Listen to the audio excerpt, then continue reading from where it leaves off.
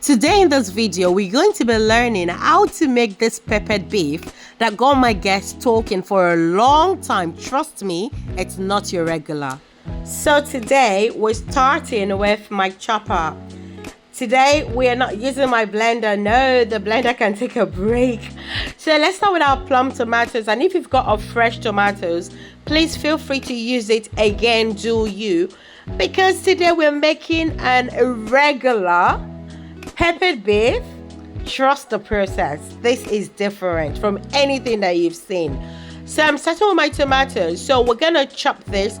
I need it to be really rough. Okay, now I'm just going to chop it until I get the consistency that I want. And to me, this looks about right. It's perfect for what I need it for. So I'm going to set this aside while I get on with other things that I need to do. So I'm starting with my bell pepper.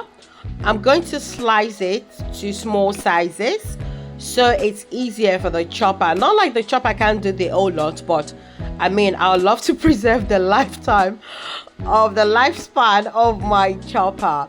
Okay, now with regular blender, you need to add some water to make it blend, but with chopper, it just blends. It does not need water. It just chops it for you. So this is another reason I like it, because there's less water in my sauce. That means that my sauce is not going to consume so much electricity or gas, whichever one you use, before it cooks or fries properly. So my scotch bonnet is gone in, and my onions as well is doing the most. So let's get chopping. Again, I'm going to make this a really rough consistency just because of my unusual peppered beef that we're learning about today. Stay with me, trust the process. It is really easy and is really nice as well. So after chopping it now, I'm going to set this aside as well because it is ready now for my cooking. Now take a look at that. See how rough this is. Just looking at this just gives me joy. It's so rough and I love it.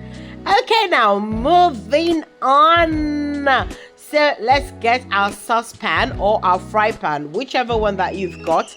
Let's get it ready. Okay, that reminds me, I saw a video of a lady making a sauce in our air fryer.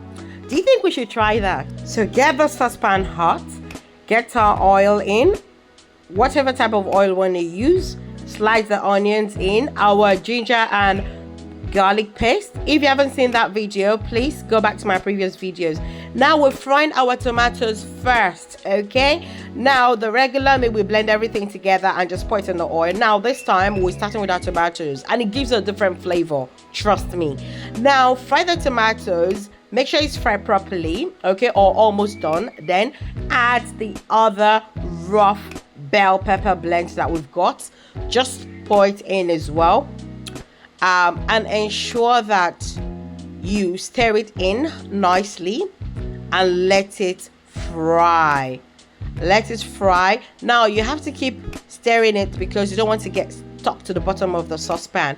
Now I'm adding in my bouillon cubes and my bouillon powder. Stir it in again because at this point I think it's beginning to get stuck to the bottom of the pot, and I didn't want that because I don't want my beef to be smelling smoky. It's not jollof rice. So get our thyme in and get our curry in, okay, and just stir it and leave it again to fry for a while. Then add our beef in. Now the secrets, the other secrets to this peppered beef is not just pour the beef in and then take it out almost immediately like I've seen some videos do. You're not giving the sauce to infuse, into the beef, and you're not even giving the beef some time to get friendly with the sauce. So just leave it in for, I'll say, maximum of 5 minutes. It depends on how soft you want your beef to be. I just like it on the average, not too tough and not too soft.